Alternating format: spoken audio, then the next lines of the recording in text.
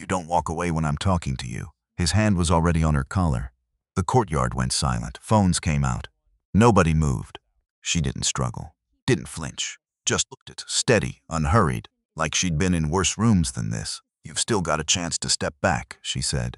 He laughed. The crowd laughed with him. What they didn't know was this girl's grandfather had once been the most respected lawman in this county. What they didn't know was her father, a man who hadn't set foot in this town in 19 years, had just seen that video. And he was already on the road. What nobody in that courtyard understood yet.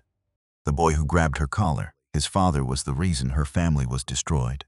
And somewhere in an old leather satchel, a 22-year-old secret had just been found. This is where it begins. Some mornings feel ordinary, but they're not. Some mornings are the hinge that a whole life swings on. Wren Hale didn't know that yet. She stood outside Millbrook Community College with one duffel bag. No car, no parents dropping her off. Just her and the bag and the cold September air. The campus looked bigger than she expected. Red brick buildings, old oak tree, a clock tower that still worked somehow. She'd transferred in late, halfway through the semester. Most students had already found their people, their tables, their routines. Wren had found nothing yet. Just a dorm room and a roommate who barely looked up from her phone. She wore the same jacket she'd worn since junior year. It was warm. It still worked. That was enough for her. Some people notice things like that. Some people never stop noticing things like that. By 10 in the morning, she'd already been stared at twice. Not cruel stares, just curious ones, the kind that ask a silent question. Who is she, and why does she look like that? Millbrook wasn't a rich school, but it had a rich crowd. Kids whose parents ran the car dealerships, the construction companies, the family name on the new science building, and at the center of that crowd there was Colt Grayson. Colt didn't have to raise his voice to be heard. People made room for him without thinking. That's what money and a familiar last name can do in a small town. His father sat on the town council. Some said he practically ran it. Colt had that same walk, that same certainty, like the ground belonged to him. He noticed Wren before lunch, not because she'd done anything, just because she was new, just because she was quiet, just because she didn't flinch when he looked at her. Some people can't stand that. Silence, to them, looks like weakness. It rarely is. Wren found a seat near the back of her first class. English composition. Nothing special. The professor was young, energetic, clearly still hopeful about the semester. Wren wrote her name at the top of a blank page. Wren Hale. She underlined it once. Out of habit. Her mother used to do that. She didn't think about that too long. Some memories you learn to visit quickly and leave quickly too. Around her, other students traded names, phone numbers, plans for the weekend. Nobody asked Wren for hers. Not yet. She didn't mind that as much as people might expect. She'd learned, moving through 4 different towns in 6 years, that belonging doesn't come from the first day. It comes slower than that. If it comes at all. At lunch, she sat alone. That's not unusual for a transfer student. Everyone assumes you'll find your group eventually. But eventually takes time, and time in a new place can feel very long. She noticed one other student sitting by himself, a few tables away, thin frame, hooded sweatshirt pulled up despite the warm cafeteria air. He kept his eyes down on his tray, like eye contact was something dangerous. Wren recognized that posture. She'd worn it herself. In other towns, other cafeterias. She didn't approach him. Not yet. Some things need to happen naturally, or they don't happen at all. Colt and his friends sat 2 tables over, loud, confident, the kind of laughter that wants an audience. One of them, a guy named Bo, nudged Colt and nodded toward Wren. "New girl," he said. "Looks like she shops at the Lost and Found." Colt laughed, not loud. Just enough for the people around him to laugh too. Wren heard it. She didn't turn around. She'd heard worse. She'd survived this. Some people build walls out of anger. Wren built hers out of patience. That afternoon she found the library. Old carpet, older chairs, but quiet in the way she needed. She sat by a window and opened her notebook. Not a class notebook, a different one. Small, worn at the corners, held together with a rubber band. She didn't write much in it.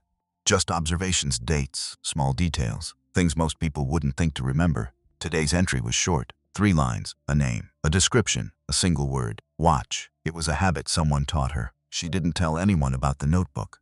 Some things you keep to yourself until the moment they matter. Her roommate, a girl named Casey, poked her head into the library at one point, looking for a missing textbook. "Oh, hey," Casey said, spotting Wren by the window. "Didn't know you came here. Just needed somewhere quiet," Wren said. Cassie nodded, only half paying attention, already scanning the shelves. "There's a mixer thing tonight," she said. "In the common room. You could come if you want. It wasn't exactly an invitation. More like an afterthought, tossed out of politeness. Maybe, Ren said, which they both understood to mean no.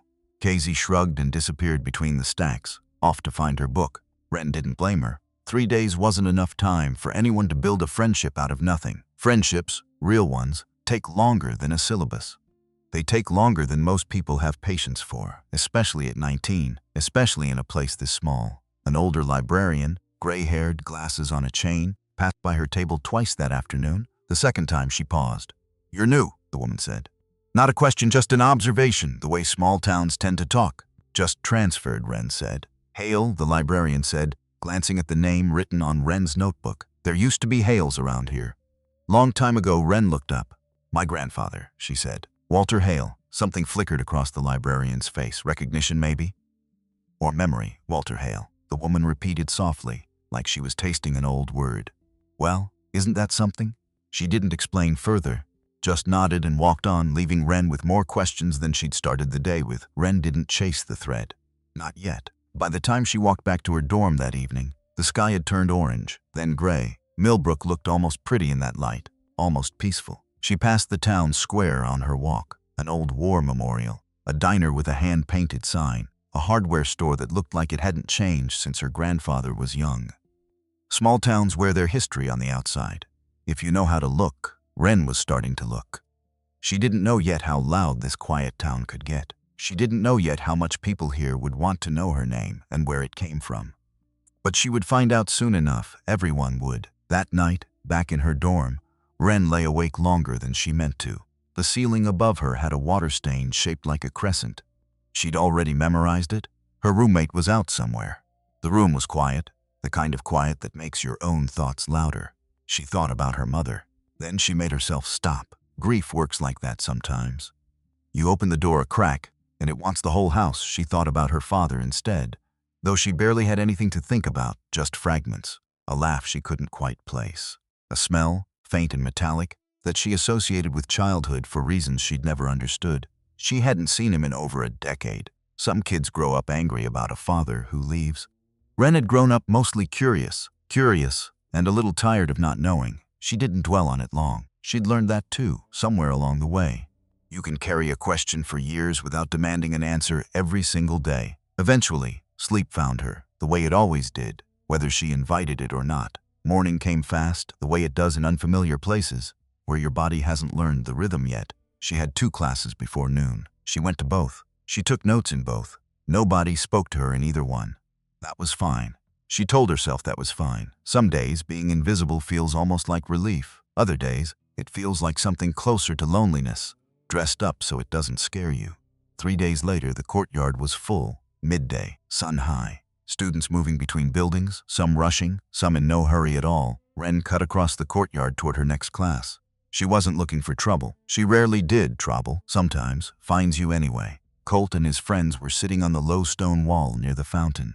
Their usual spot. He saw her coming. Something about her calm always bothered him. He couldn't explain why. Maybe because everyone else adjusted around him, laughed at his jokes, moved out of his way. Ren didn't do any of that. She just walked. Like he wasn't even there. "Hey," Colt called out. "New girl." Ren kept walking. "I'm talking to you." She stopped, turned halfway.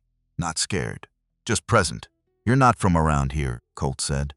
It wasn't a question. "No," Ren said. "I'm not. Where'd you transfer from? Some trailer park college?" A few of his friends laughed. Ren didn't answer that. Some questions aren't really questions. They're just an excuse to feel bigger. She turned to walk away. That's when Colt stood up. He grabbed the collar of her jacket. Not gently, the fabric pulled tight against her neck. Her feet stumbled half a step before she caught her balance. The courtyard went quiet. Even the loud ones go quiet sometimes, when something crosses a line they didn't expect. "You don't walk away when I'm talking to you," Colt said. Ren didn't struggle. She looked at him, steady, unshaken. A crowd was gathering now. Phones were coming out. That's how it goes these days. Somebody always watches. Not everybody helps.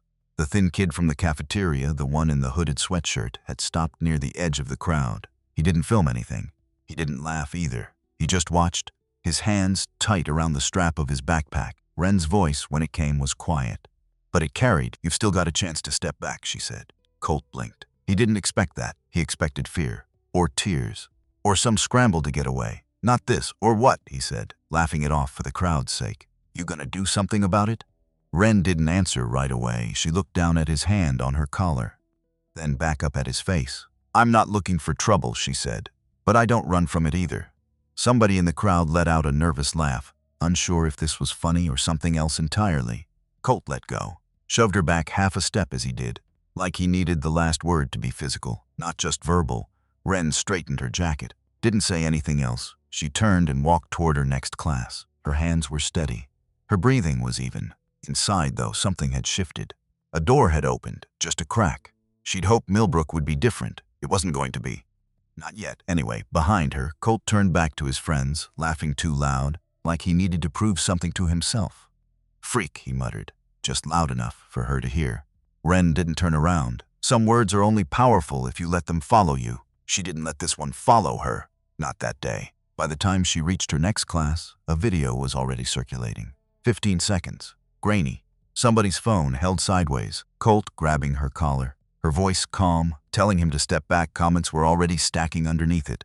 Some laughing, some uneasy. One comment from an account with no profile picture just said, "Who even is this girl?" Nobody answered. Not yet. A few students who'd watched it happen felt something they couldn't quite name. Guilt, maybe. Or something close to it. None of them said anything out loud. That's how silence spreads in a place like this. Not through cruelty. Through comfort, it's easier to look away than to speak up. Easier, but not free. Silence has a cost, too. It just gets paid later. Dax Coleman stayed near the fountain, even after the crowd thinned out. He watched Wren disappear through the double doors of the science building. He didn't know her. He'd never spoken a single word to her. But something about the way she stood her ground stuck with him for the rest of the day. He'd been on the other side of a grabbed collar before. Different bully, different year, same feeling. Nobody had stepped in for him either. He carried that memory the way people carry old bruises, mostly healed. Still tender if you press too hard. At his next class, he sat near the back the way he always did. He pulled out his phone once, scrolled to the video and watched it again. 15 seconds. He watched it 3 times. Each time, he noticed something new. The way she didn't blink. The way her voice didn't shake. He didn't comment on the video. He didn't share it either. He just closed the app and sat with the feeling a while longer. Meanwhile, across campus, Colt was enjoying the attention in his own way. Friends kept bringing up the video, replaying it, laughing at his lines, ignoring the parts where he didn't come off looking quite as sharp as he thought. She barely even reacted. One of his friends said, half impressed, half mocking, "Kind of creepy, honestly." Colt shrugged it off. "She's just weird," he said. "Whole family's probably weird," he said it easily, carelessly, the way people talk when they've never had to think twice about consequences. He had no idea, not yet, how much weight that last sentence would eventually carry. That evening, Colt drove home in the truck his father had bought him for his 18th birthday. The Grayson house sat on the nicest street in Millbrook. Big lawn, new siding, a flag that never looked faded no matter the season. His father, Marcus Grayson, was in his home office when Colt walked in, phone pressed to his ear, voice low and businesslike. Colt caught the tail end of the call. Something about Friday's hearing, something about numbers that needed to look right before the vote. He didn't think much of it. He never really did. Growing up in that house, you learned early that certain conversations weren't meant for you. You learned to walk past closed doors without wondering too hard about what was behind them. Marcus ended the call and looked up at his son. "Good day," he asked. The way fathers ask questions they don't actually want detailed answers to. "Fine," Colt said. "Had some fun with the new transfer girl." Marcus raised an eyebrow, mildly amused. "Which one's that?" "Hale," Colt said. "Lives with her grandfather out past the county road." Something crossed Marcus's face. Brief. Controlled. "Gone almost before it arrived." "Hale," he repeated slowly. "Interesting, why?" Colt asked, catching the shift in his father's tone. "No reason," Marcus said, too quickly. "Old town. Old names. Don't worry about it." Colt shrugged and headed upstairs, already forgetting the conversation. Marcus sat alone in his office a while longer, staring at nothing in particular. 22 years is a long time. Long enough to believe a problem is finally, permanently gone. Not long enough, apparently, to keep it that way. Across town, in a small house on the edge of Millbrook, an old man was about to feel a chill he hadn't felt in 22 years. He didn't know about the video yet. He would, soon enough. The house sat at the end of a gravel road, past where the sidewalk stopped, small, white paint gone gray with age. A porch that creaked in specific places. like it remembered every footstep. Walter Hale had lived there for 22 years, long enough for the town to forget who he used to be, long enough for him to almost forget too. Almost. Wren walked home that evening instead of taking the bus. She needed the air. She needed time to shake off the courtyard. By the time she reached the porch steps, her jaw had unclenched. Her shoulders had dropped an inch. Walter was sitting outside, like always, a cup of coffee gone cold beside him. He looked up when she climbed the steps. "Rough day?" he asked. "Some questions, coming from the right person, don't need details to land." "Something like that," Wren said. She sat down next to him. The porch swing rocked slightly under their combined weight. For a while, neither of them said anything. That was one of the good things about Walter. He never rushed silence. He'd learned a long time ago that silence sometimes says more than words ever could. "You want to talk about it?" he finally asked. "Not really," Wren said. "Not yet." Walter nodded. He understood that kind of answer better than most people would. They sat like that for a long while, watching the last light fade behind the tree line. "You know," Walter said eventually, "this town used to feel different to me." "A long time ago. Different how?" Wren asked. Walter took a slow breath, like he was deciding how much to give away. "Smaller," he said. "Fairer, maybe. Or maybe I just wanted it to be." He didn't say more than that. Wren didn't push. Inside the house, the kitchen smelled like something simple. Soup, maybe. Walter never made anything fancy, but he always made enough. Wren went inside to change. Walter stayed on the porch a moment longer, looking out at the road. Something about the day felt different. He couldn't place it yet. Small towns have long memories. Sometimes those memories wake up slowly, like an old engine turning over after years in a garage. Later that night, after dinner, Wren sat at the kitchen table doing homework. Walter washed dishes at the sink, humming something low, something old. On the wall behind him hung a single photograph, a younger Walter in a sheriff's uniform, shaking hands with a man Wren didn't recognize. The photo was faded, edges curling slightly. She'd asked about it once, years ago. "Old work," Walter had said. "Old town business." Not much to tell. She hadn't pushed. Some doors you learn not to knock on twice. But tonight, for some reason, her eyes lingered on it longer than usual. Walter noticed. "You've been looking at that picture a lot lately," he said, not turning around. "Just curious," Wren said. "Curiosity's a good thing," Walter said. "Until it isn't," he said it lightly, almost like a joke. But there was something underneath it. Something careful. Wren let it go. For now, she glanced at the man standing next to young Walter in the photo. Broad smile, confident stance, a face that seemed almost familiar, though she couldn't say why. "Who's that with you?" she asked, unable to help herself. Walter's hands stilled in the dishwater for just a moment. "Somebody I used to trust," he said. "A long time ago." That was all he offered. Wren filed it away the way she filed everything else, quietly, carefully. "For later, there's a librarian at school," Wren said, watching him carefully. She said the name Hale used to mean something around here. Walter's shoulders tensed just slightly before he forced them to relax again. "Doris?" he asked. "No, somebody at the library. Older woman, glasses on a chain." "That'd be Miss Peabody," Walter said. "She's been here longer than the building itself, I think. She looked at me funny when I said your name," Wren said. "Not bad funny. Just surprised." Walter dried his hands slowly on the dish towel, taking his time with the answer. "This town remembers things," he said finally. "Sometimes it forgets to mention which parts it remembers wrong." It wasn't really an answer, but it was more than nothing. Wren decided not to push further that night. She'd learned patience wasn't just a virtue in this family. It was practically inherited. She went to bed not long after, the photograph on the wall staying exactly where it always had, watching over an empty kitchen the way it had for 22 years. After she'd gone to bed, Walter sat alone in the kitchen. He looked at that photograph for a long time. 22 years. 22 years since he'd worn that badge. Since this town had looked at him like he mattered. 22 years since a man named Marcus Grayson had smiled at him. Right before ending his career with a lie, Walter had never told Wren the whole story. Some things a man carries quietly, so the people he loves don't have to carry them too. But quiet things don't always stay quiet. Sometimes they wait for the right season. The right spark. Walter didn't know it yet, but that spark had already been lit 3 days ago on a video that was spreading faster than he could imagine. He just knew, somehow, that something in Millbrook was starting to shift. Old towns feel things before they understand them. This one was no different. The next morning, Walter drove into town for groceries, the way he did every week. Millbrook's Main Street hadn't changed much over the decades. A hardware store, a diner, a bank with the same clock out front that had been 5 minutes slow since Walter was a young man. People nodded at him as he passed. Polite nods. The kind you give a familiar face whose story you've mostly forgotten. At the diner counter, he ordered coffee black, the way he always had. The woman behind the counter, Doris, had run that diner for over 30 years. She set the cup down and lingered a moment longer than usual. "Heard your granddaughter had some trouble at the college," she said carefully. Walter's hand tightened slightly around the mug. "Word travels fast," he said. "Always has around here," Doris said. She wiped the counter, not quite looking at him. "You know whose boy that was, don't you?" "The one in that video," Walter nodded slowly. "I've got a decent guess." Doris didn't say the name out loud. She didn't need to. Some names in a small enough town don't have to be spoken to be understood. "You take care, Walter," she said instead, moving down the counter to another customer. Walter sat there a moment longer, coffee cooling in front of him, the old ache in his chest stirring in a way it hadn't in years. He'd spent 2 decades convincing himself the past was finished with him.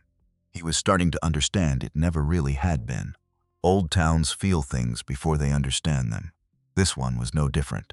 By the following week, the video had a name attached to it.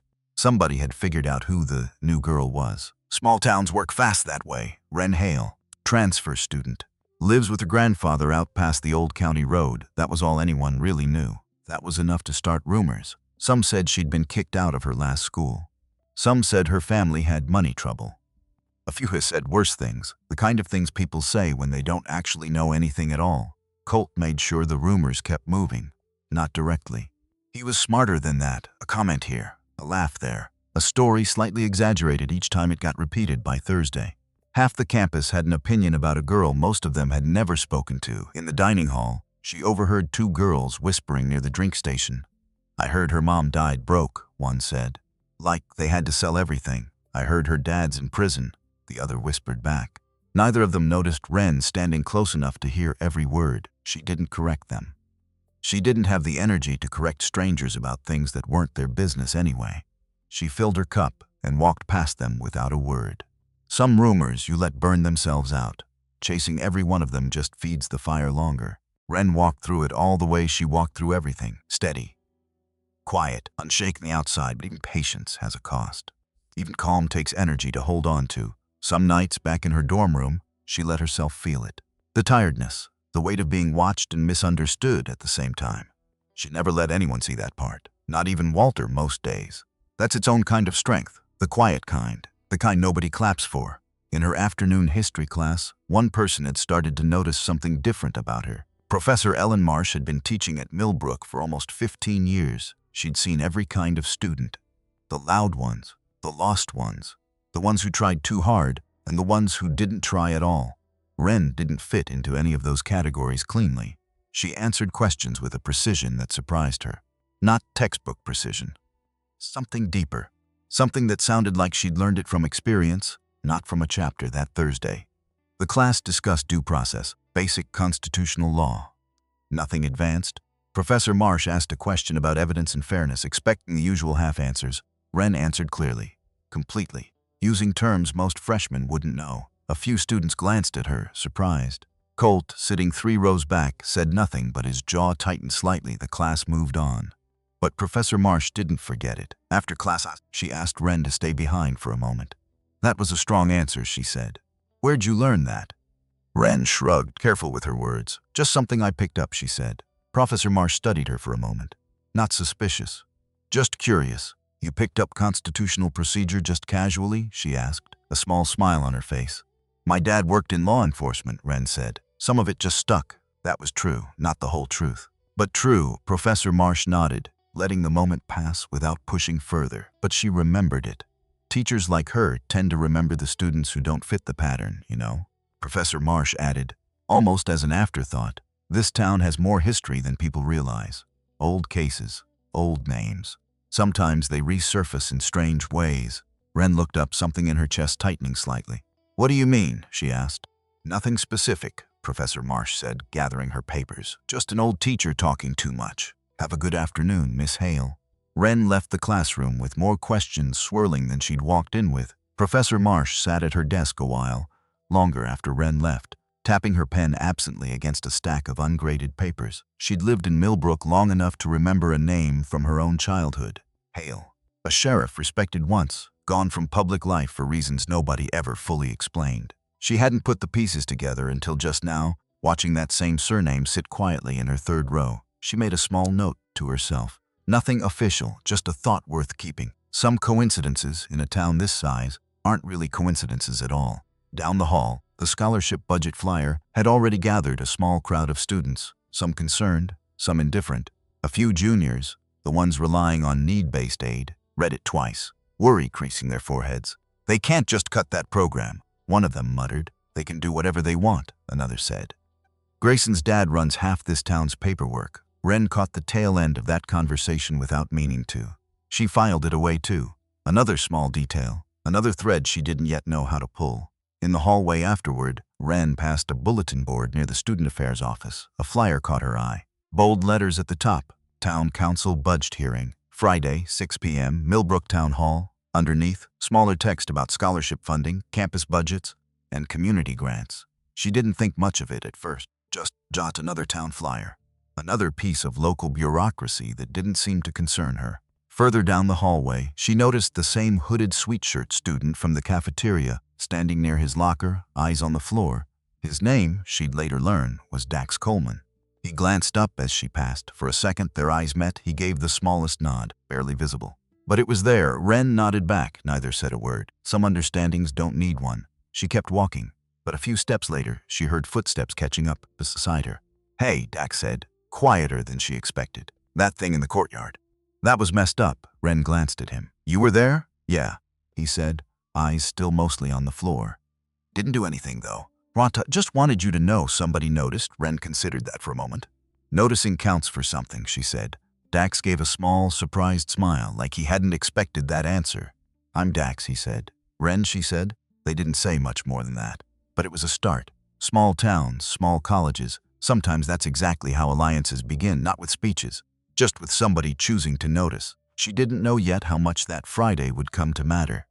She didn't know yet that a decision made in that town hall would decide far more than budgets. It would decide whether her family kept the only home they had left. But that knowledge was still a few days away. For now, she just walked past the flyer and out into the afternoon light. Behind her, in the hallway, Colt and his friends were laughing about something. She didn't need to guess what. She kept walking. Some fights, you don't win by turning around too soon. That Friday evening, Wren sat on her bedroom floor at the Hale house, surrounded by half-unpacked boxes. She still hadn't fully settled in. Moving does that. It leaves things in limbo longer than you expect. One box near the back of her closet she'd been avoiding. It belonged to her mother. Her mother had passed 2 years ago.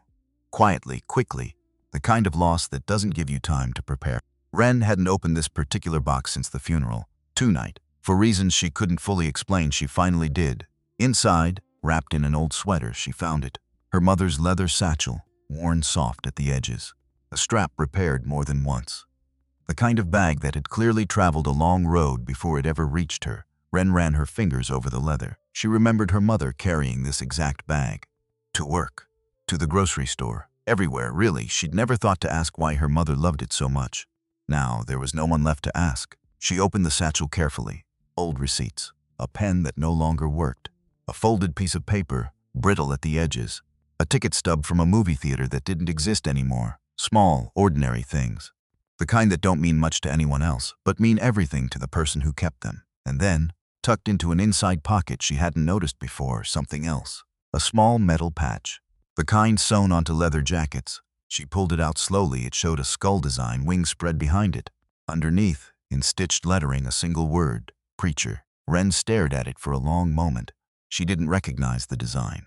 But something about the word felt strangely familiar, like an echo of a conversation she couldn't quite place. She turned the patch over in her hands. On the back, faint and handwritten in permanent marker, barely legible after all these years, were 3 words. "Come home, Jackson." Wren's breath caught. Jackson, her father's name. Her father, who had left when she was young, who she barely remembered, who her mother rarely spoke about, and never with any anger, just a quiet kind of sadness. She'd always assumed he simply didn't want to stay. She'd never once considered there might be a reason.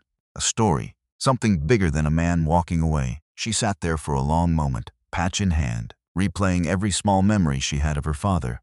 A deep laugh she barely remembered. The smell of leather and engine oil, faint from somewhere far back in her childhood. She'd never connected those memories to anything real now. They suddenly felt like clues she hadn't known she was collecting. Footsteps creaked outside her door. "You all right in there?" Walter's voice, gentle from the hallway. Wren hesitated, then opened the door, the patch still in her hand. Walter's eyes dropped to it immediately. His face changed, just slightly. But enough for Wren to know this wasn't nothing. "Where did you find that?" he asked. His voice careful, measured. "In Mom's bag," Wren said. "Grandpa, what is this?" Walter was quiet for a long moment, 22 years of quiet, standing right there in the doorway. "Sit down," he finally said. "I think it's time we talked." Wren sat on the edge of her bed. Walter lowered himself into the chair by her desk, slower than usual, like the weight of the conversation had already settled into his knees. "That patch," he said, "belongs to a motorcycle club. Out of state. A long time ago, your father rode with them." Wren's mind was already racing, connecting pieces she hadn't known existed. "Rode with them," she repeated. As in he still does," Walter said quietly. "As in he's their president now. Has been for years." The room went very still. "He's not gone," Walter continued. "He never really left you. He left this town. There's a difference. And it's a long story, one I should have told you a long time ago." Wren looked down at the patch in her palm. Preacher, her father wasn't just a man who disappeared. He was somebody. Somewhere. Still out there. "Why didn't he ever come back?" Wren asked, her voice quieter now, less demanding, more searching. Walter rubbed his hands together slowly, like he was warming them against a cold he couldn't shake. "Because of me," he said. "Because of something that happened to me in this town, a long time before you were born. He tried to protect me the only way he knew how." "By staying away, protect you from what?" Wren asked. Walter looked at her for a long moment, then shook his head gently. "Not tonight," he said. "It's too much for one night. But I promise you, Wren, you'll know all of it. Especially with what's happening Friday," Wren repeated, thinking of the flyer she'd seen on the bulletin board. "The town council meeting?" Walter's expression tightened. "That's part of it too," he said. "More than you know." Wren sat with that for a moment, the patch warm now from being held so long in her palm. "Grandpa," she said quietly, "is Dad ever coming back?" Walter looked at her for a long moment, the kind of look that carries an answer even before words arrive. "I think he's been waiting for the right reason," he said. "I think maybe you just gave him one." "Because of the video," Wren said, understanding dawning slowly. "Somebody sent it to him." "Didn't they?" Walter didn't confirm it directly. He didn't need to. "Your father keeps an eye on this town," he said. "More than people realize. He never stopped watching over what mattered to him. He just did it from a distance." Wren thought about that. About a father she barely remembered, somewhere out there, maybe seeing a 15-second video of his daughter's collar being grabbed by a stranger's son. Something about that thought made her chest ache in a way she didn't fully understand yet. "Was he a good man?" she asked. "Before all this?" Walter's eyes softened, just slightly. "He's the best man I've ever known," he said. "Even when this town didn't deserve him. Even when I couldn't tell him that enough." He stood slowly, joints protesting the movement, and placed a hand gently on Wren's shoulder. "Get some rest," he said. "Tomorrow we start putting the pieces together, all of them. I promise you that." Wren nodded, though sleep felt far away that night. And somehow this town, this name Grayson, and a scholarship hearing on Friday were all connected to a story that had been buried for 22 years. Walter reached over and gently took the patch from her hands, studying it like an old photograph he'd once tried to forget. "There's more," he said. "A lot more, but you need to know all of it. Especially with what's coming outside." The wind picked up slightly, rattling the old porch swing against its chains. Somewhere out there, past the edge of town, an engine was running, not yet close enough to hear, but closer than it had been in 22 years. Wren didn't know it yet, but her quiet, ordinary transfer to Millbrook Community College had already set something enormous into motion. Something with wheels, something with history, something that a scared teenager grabbing her collar in a courtyard could never have imagined starting. Some secrets don't stay buried forever. Some just wait for the right person to open the right box, on the right night, and finally ask the right question. Wren had just asked hers. Now all that was left was waiting to hear the answer. Long after Walter had gone to his own room, Wren sat by her window, the patch resting on the sill beside her. Outside, the yard was dark, the gravel road barely visible under a thin sliver of moon. She thought about the courtyard, about Colt's hand on her collar, about the flyer on the bulletin board, and the hearing that was now only a week away. She thought about a father she barely remembered, out there somewhere, maybe closer than she'd ever imagined.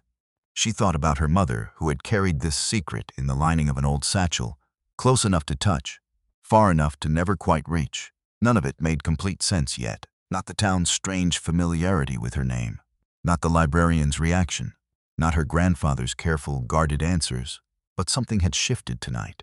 She could feel it the way you feel weather changing before the first drop of rain ever falls. Millbrook wasn't just a place she'd landed in by accident. It was a place with history, her history, waiting patiently for her to finally catch up to it. She picked up the patch one more time before turning off her lamp, running her thumb over the stitched letters in the dark. Preacher, whoever he was now, wherever he was, her father was about to find his way back into a story he'd left unfinished 22 years ago. And so, it seemed, was she. Wren woke up before the alarm. She'd barely slept. The patch was still on her windowsill, exactly where she'd left it. In the morning light, it looked smaller, more ordinary, but it wasn't ordinary. Nothing about last night had been. She picked it up, held it for a moment, then tucked it carefully into the front pocket of her notebook. Downstairs, Walter was already up. He was standing at the kitchen counter with 2 cups of coffee, like he'd been waiting, like he'd rehearsed this moment in his head a dozen times before she came down the stairs. "Sit," he said quietly. Wren sat. For a moment neither of them spoke. Outside, Millbrook was waking up the way it always did. Slow, steady, the sound of a truck passing on the county road. A dog somewhere in the distance. Ordinary sounds, completely ordinary. But the kitchen felt like it was holding its breath. "I'm going to tell you everything," Walter said. "I should have told you years ago. I kept thinking you were too young. Then I kept thinking there was more time." Wren wrapped both hands around her cup. "I'm listening," she said. Walter looked down at the table for a moment, like he was organizing something inside himself before he let it out. 22 years ago, he started. "I was the sheriff of this county. Not just a deputy, not a patrol officer. The sheriff, elected, trusted." Wren nodded slowly. She knew the title. She hadn't known the weight of it until just now. "I'd been looking into something for about 8 months, Walter continued. "Not a murder case, not drugs, something quieter, something people didn't want to look at." "What kind of something?" Wren asked. "Money," Walter said simply. "Public money. Grants meant for the county roads, the school repair fund, the emergency services budget. Money that was moving to places it had no business being." He paused, and the trail kept leading back to the same man, he said. "Marcus Grayson." The name landed in the kitchen like a stone dropped into still water. Wren had heard it at the college. She'd heard it in passing, in the way you hear a name that people say automatically, the way you say City Hall. Or the post office, like a fixture, like part of the town's furniture. He was already on the town council then, Walter said.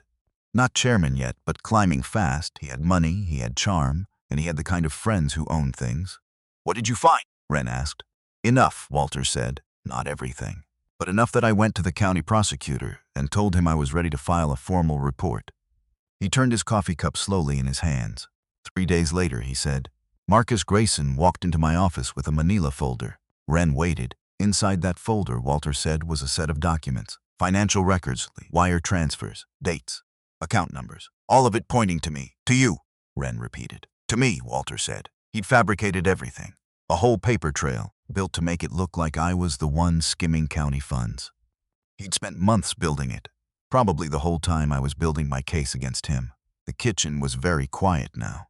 By the time I understood what was happening, Walter said, the county prosecutor had already seen the documents. My own department was under review. My reputation was the crime scene. He let that sit for a moment. "I never faced formal charges," he said.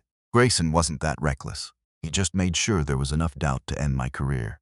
Enough to make sure nobody would listen to anything I said about him. Then he offered me a deal. Step down quietly, no public hearing, keep my pension, or fight it, and drag my name through every newspaper in the county." "And you stepped down," Wren said. "It wasn't an accusation, just a statement. I had your mother to think about," Walter said, and his voice changed, just slightly. "She was barely in her 20s. She'd just lost your grandmother the year before. I couldn't put her through a public circus that I didn't know I'd win." Wren looked at her grandfather across the table, an old man with a straight back and careful eyes. A man who had swallowed something enormous, quietly, and carried it alone for more than 2 decades. "What does my father have to do with it?" she asked. Walter took a breath. "Your father was a young man back then," he said. "He and your mother had been together maybe 2 years. He was riding with a club out of Cincinnati at the time. Nothing serious, just young men who liked motorcycles. When Grayson set me up, Walter continued, your father wanted to help. The way a young, angry man wants to help, which is to say, not always wisely. He threatened Grayson. Wren guessed. He paid him a visit, Walter said carefully. Showed up at his house one evening alone just to let the man know that somebody was watching. No violence. Nothing illegal. Just a young man in a leather jacket standing on a porch, making eye contact. And Grayson used it, Wren said. Grayson called the sheriff's department, then Walter said, filed a report. Said he'd been threatened by a known biker associate. It was enough to put your father under suspicion, enough to make him a liability if he stayed in Millbrook. Walter pressed his palms flat against the table. I told Jackson to leave, he said. I told him if he stayed, Grayson would find a way to bury him too. I told him the only thing he could do for me, for your mother, was disappear long enough for the heat to pass. But the heat never passed, Wren said quietly. No, Walter said. It didn't. The coffee had gone cold. Neither of them touched it. All these years, Wren said, you've been sitting in this house with all of this and never said a word. I was protecting you, Walter said. You were protecting yourself, Wren said, not harshly. Honestly, Walter looked at her for a long moment. Then he nodded just once. Both, he said. I was protecting both of us, because some burdens, if you put them down in the wrong season, they don't just fall. They land on the people standing closest to you. Wren looked at her hands around the coffee cup. She thought about her mother.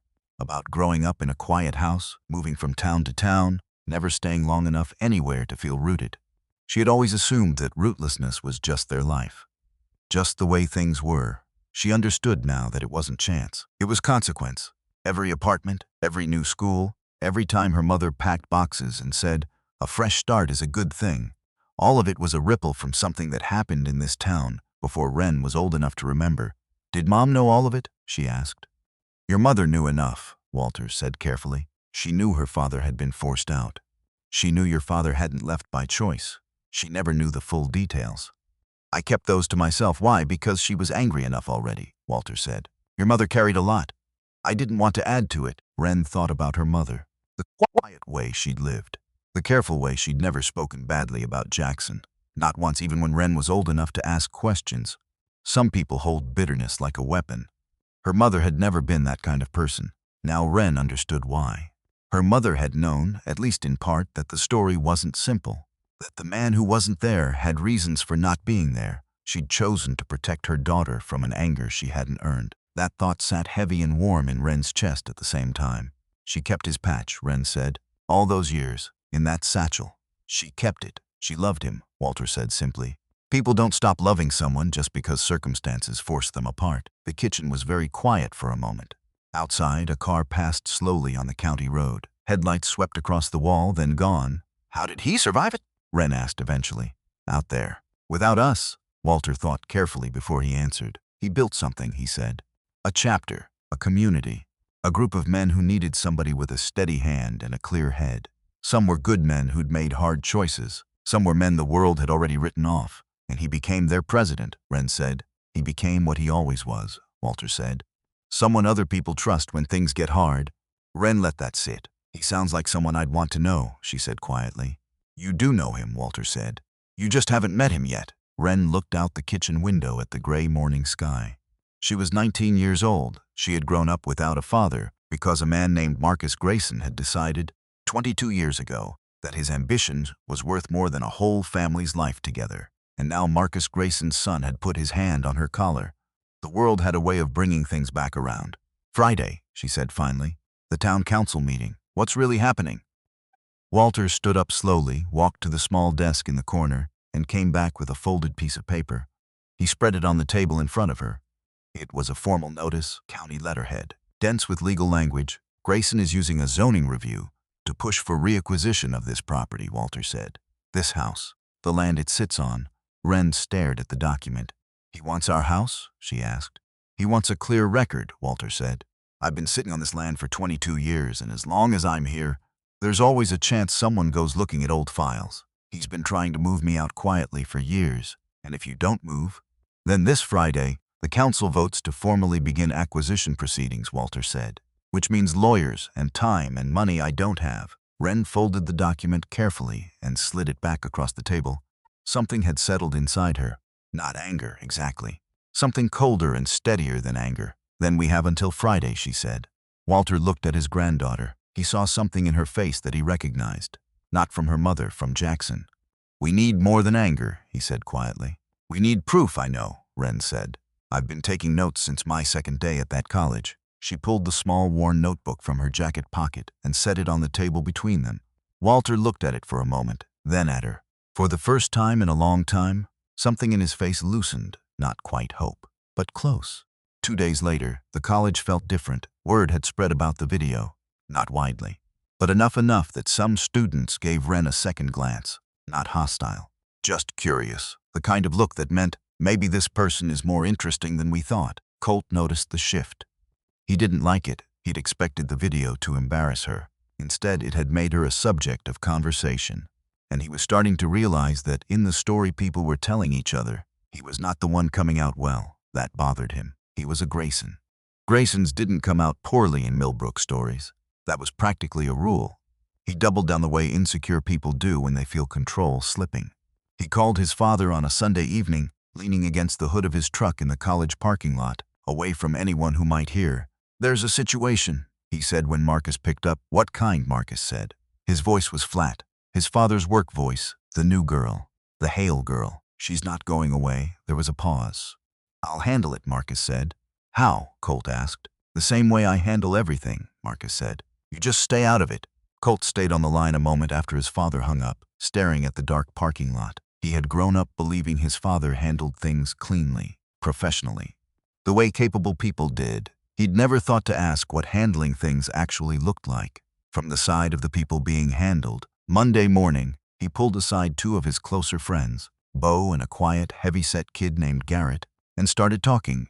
By afternoon, a new rumor was running through the hallways. This one was more specific, more damaging. It spread the way damaging things always spread in small places, not in big announcements, in small moments. A whispered word between classes, a shared text with a screenshot of nothing, a laugh that started before anyone had actually heard the whole story. There is something deeply uncomfortable about the way cruelty travels. It moves faster than truth.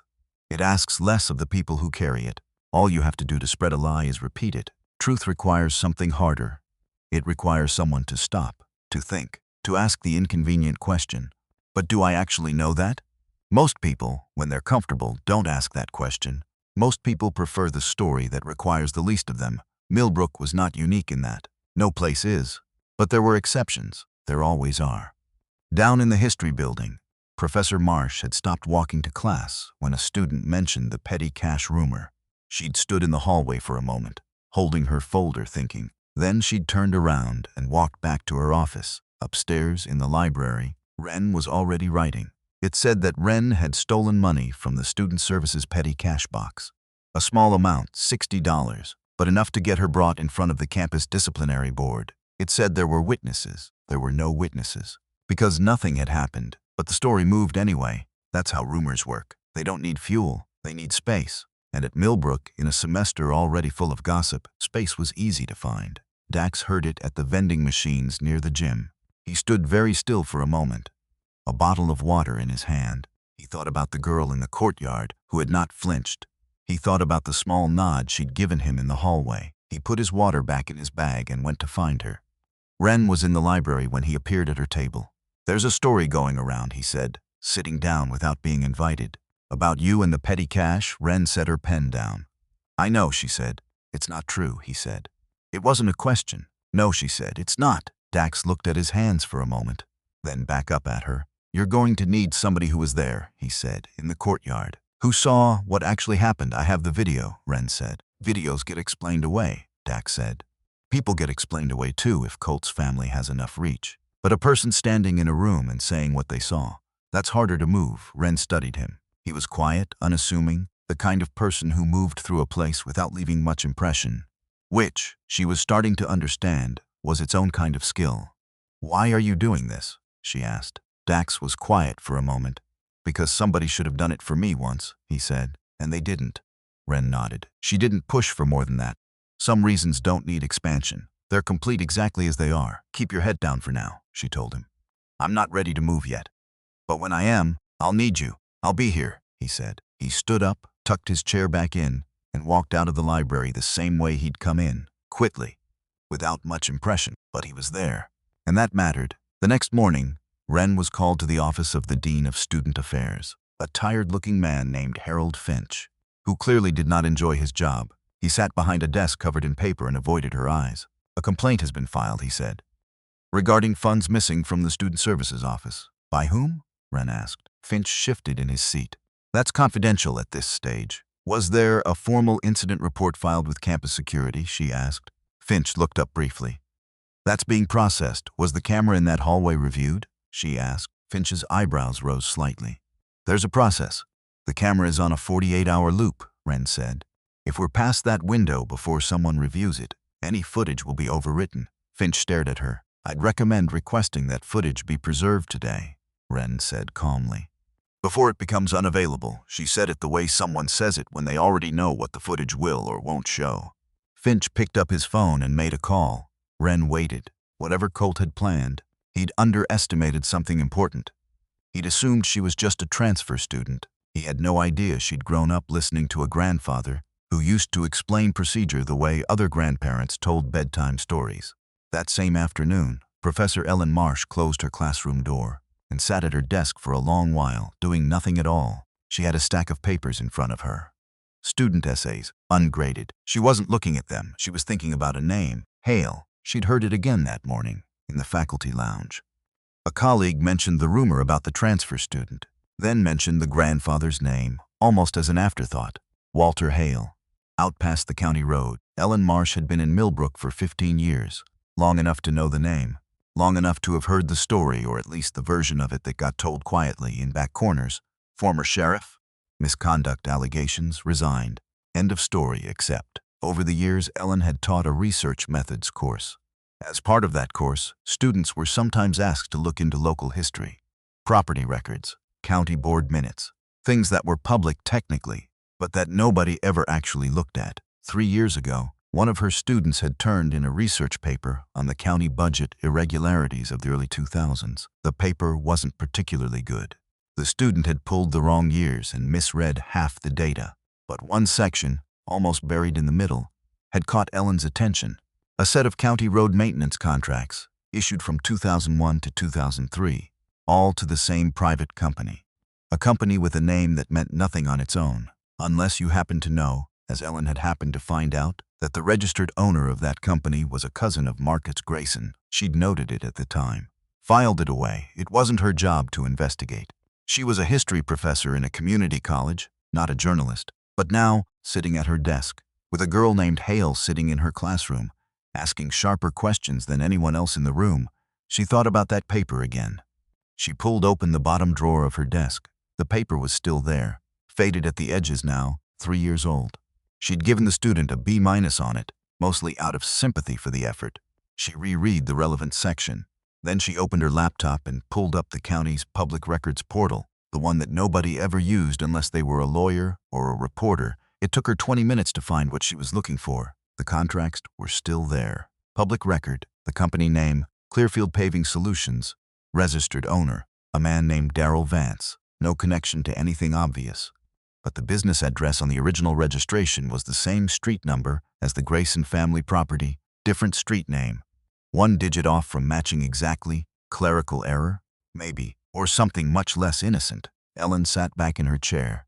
She thought about what she was looking at.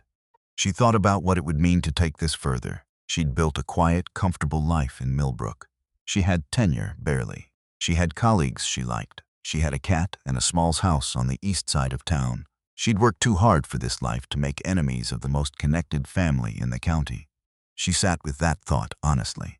Then she thought about the first time she'd heard Marcus Grayson speak at a faculty budget meeting 4 years ago. He'd been charming, organized. He used the word investment where other people would have said spending. He used the word alignment where other people would have said control. She'd thought, at the time, that he was impressive. She wasn't sure that was the right word anymore. Her father had told her once about the difference between a man who earns a room and a man who simply fills it. A man who earns a room gets quieter when things go wrong. He moves closer to the problem. A man who fills a room gets louder. He moves away from anything that might shrink him. She'd watched Marcus Grayson in many rooms over the years. She was fairly sure now which kind he was. Then she thought about a 19-year-old woman who had stood in a courtyard, grabbed by the collar, and said, "You've still got a chance to step back," without raising her voice. Ellen closed the records portal, then opened it again. And this time she started writing things down. The next morning, she stopped by the Student Affairs Board and checked the complaint filing against Wren Hale. Then she walked down the hallway and knocked on Dean Finch's door. "I'd like to discuss the petty cash incident," she said when he opened it. "Specifically, I'd like to know which office that money was supposedly taken from, and which camera covers that hallway." Finch looked uncomfortable. "That's an ongoing matter." "I know," Ellen said. "That's why I'm here now, rather than later." Finch let her in. By Wednesday, the complaint had been officially submitted to the campus disciplinary board, signed, time-stamped.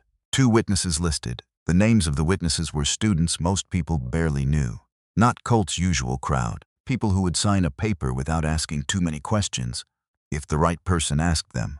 Wren found out through Dax, who had a way of hearing things quietly. She sat with the news for a few hours. Let it move through her without letting it knock her over. Then she did what her grandfather had always told her to do when someone built a wall in front of you. Don't hit it. Study it. Every wall has a seam. The disciplinary board hearing was set for Thursday afternoon. The campus director of security, a mild man named Perkins, had preserved the hallway camera footage as Wren had suggested. He pulled it the same evening the complaint came in. The footage showed the student services hallway from 6 in the morning until closing. Wren Hale was not in that hallway on the day in question. Not once. Not for a second. The footage, however, showed someone else, specifically Bo, standing near window, his back turned to the camera for about 40 seconds, at 11:22 in the morning. 40 seconds wasn't long, but it was long enough. Wren didn't know about the footage yet when she walked into the disciplinary hearing on Thursday. She sat across from 3 board members who clearly would have preferred to be anywhere else. Beside them, leaning slightly too comfortably in his chair, sat Colt Grayson. He didn't even look nervous. That, more than anything, told Wren how accustomed he was to rooms like this going his way. She placed her notebook on the table. She'd walked in here the way Walter had taught her, without rushing, without showing agitation, moving the way a person moves when they already know where the door is. "I'd like to request the security footage," she said. The board chair, a woman named Dr. Aldridge, looked up. "We've already reviewed. I'd like to see it in this room," Wren said. "On record." Dr. Aldridge glanced at the other board members. "That's irregular." "So is being accused of something that didn't happen," Wren said. "Steady, quiet. I just want to see the footage that clears this up." "So we can all move on." One of the other board members, an older man with reading glasses pushed to the top of his head, gave Colt a sideways look. Colt was still leaning back in his chair, still projecting calm, but his knee, under the table, had started to move. Just slightly, a small, involuntary motion that nobody seemed to notice. Except Wren, she noticed. She kept her face completely neutral. Perkins, who had been standing near the door, looked to the board chair. "Do you have it available?" Dr. Aldridge asked him. "I do," Perkins said. The footage played on a laptop screen rotated toward the table. The room was quiet for about 3 minutes. When it finished, Dr. Aldridge looked at the 2 witness statements in front of her. Then she looked at Colt. "Mr. Grayson," she said carefully, "can you tell me how 2 students identified Ms. Hale as present in this hallway, when the footage clearly shows she was not?" Colt said nothing, which was itself an answer. The board adjourned the complaint as unsubstantiated. Formally, Wren walked out of the hearing room into the hallway, closed her eyes for exactly 3 seconds, then opened them. She didn't let herself feel relief. Not yet. Dax was leaning against the wall at the end of the corridor, backpack at his feet. He didn't say anything. He just read her face the way people do when they've learned to pay attention to what isn't being said. "Camera footage," she said quietly as she reached him. He let out a slow breath. "Good." She stopped walking, turned to face him. "Colt is going home tonight to tell his father," she said. "And his father won't let this end in a hearing room." "What does that mean?" Dax asked. "It means the next move will be bigger," she said. "Higher stakes, less personal, more official." Dax was quiet for a moment. Then, carefully, "Is there more to this story than I know about?" Wren looked at him. She thought about trust and how it works. How you never really know if it's real until someone has a reason to walk away and doesn't. "Yes," she said. "A lot more. But not yet." "Okay," Dax said simply. She appreciated that. The okay without conditions. Without a price attached, because Colt losing a battle in a hearing room was not the same thing as Marcus Grayson losing his grip on this town, not even close. And she knew In the way you know when someone is cornered, that Colt would go home and tell his father what had happened. And then Marcus Grayson would stop sending his son to do his work. He'd handle it himself. She was right. By the time she got home, there was an envelope in the mailbox at the Hale house. Walter was standing on the porch, holding it already open. His face was flat and controlled, which meant he was furious in the careful old way. "When?" Wren asked. "Delivered this afternoon," Walter said. He handed her the letter. It was from a law firm in Columbus. 2 pages, dense with formal language. The county was formally initiating acquisition proceedings for the Hale property. Not Friday anymore. The hearing had been moved up. 48 hours, Thursday evening, 7 o'clock. Millbrook Town Hall. Less than 2 days away. Wren read it twice. Folded it along its original crease.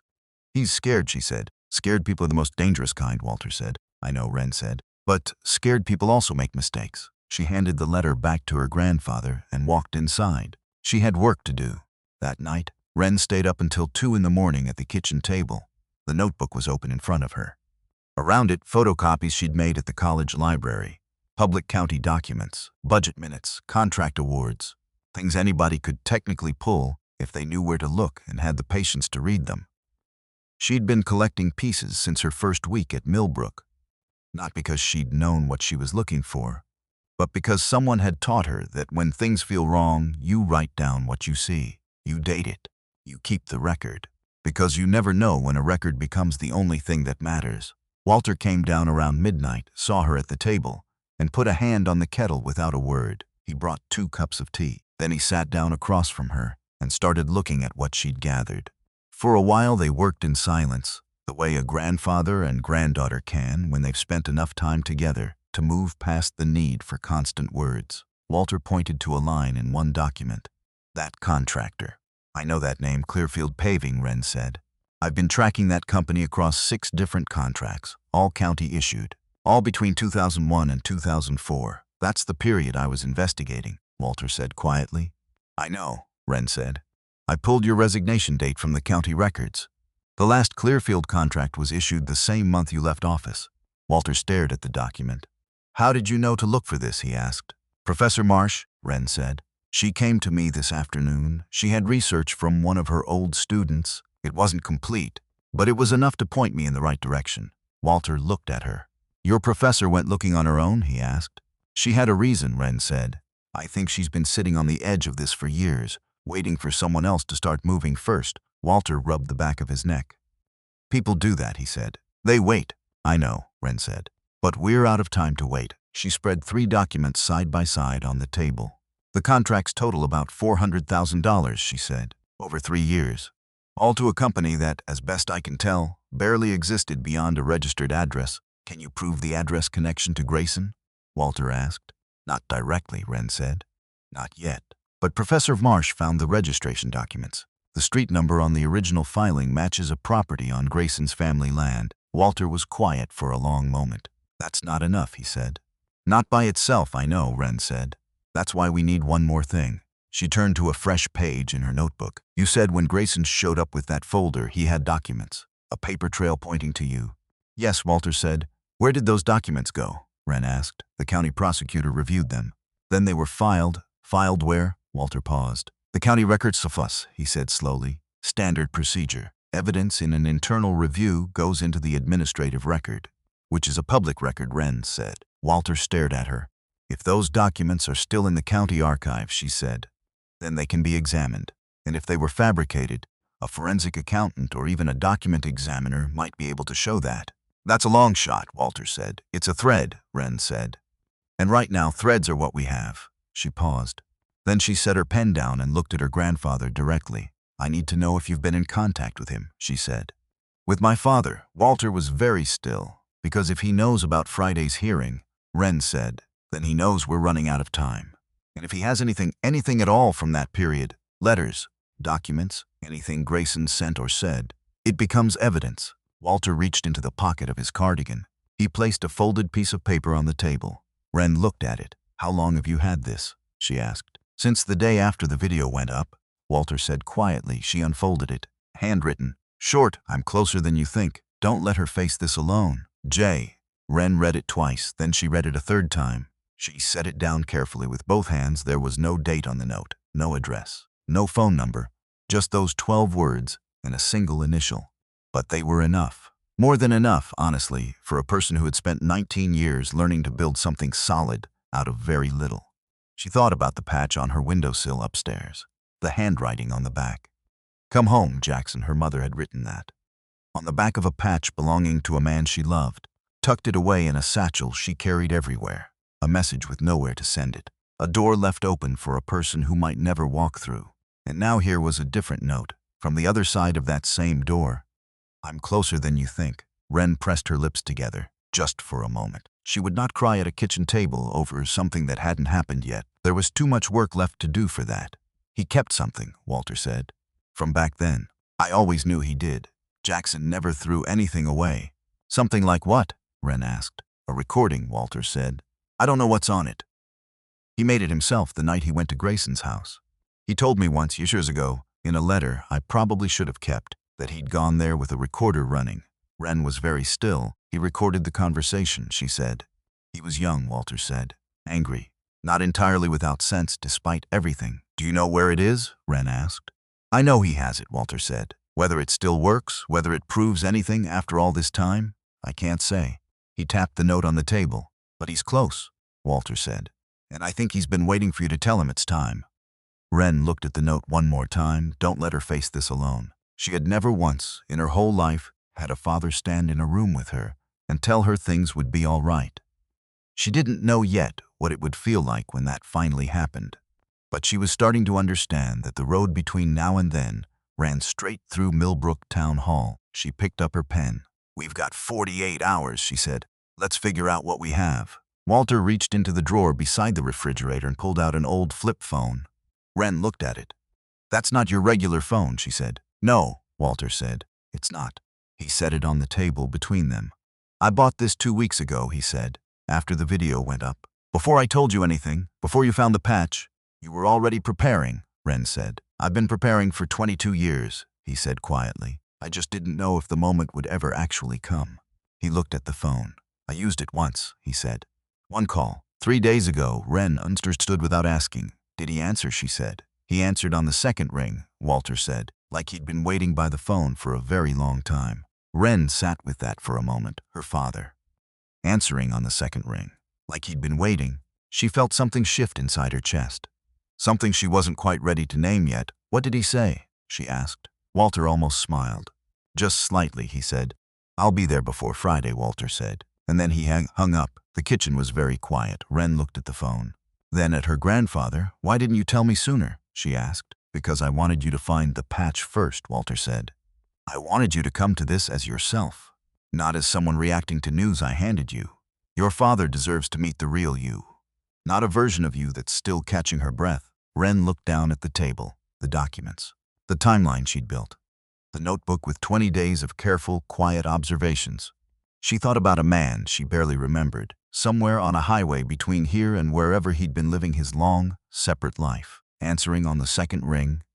"Okay," she said, after a moment. She picked up her pen. Walter reached across the table and turned one of the documents toward him. His old sheriff's hands, steady now in a way they'd been careful not to be for 22 years, smoothed the page flat. They worked like that for 2 more hours, not in a hurry, not panicking.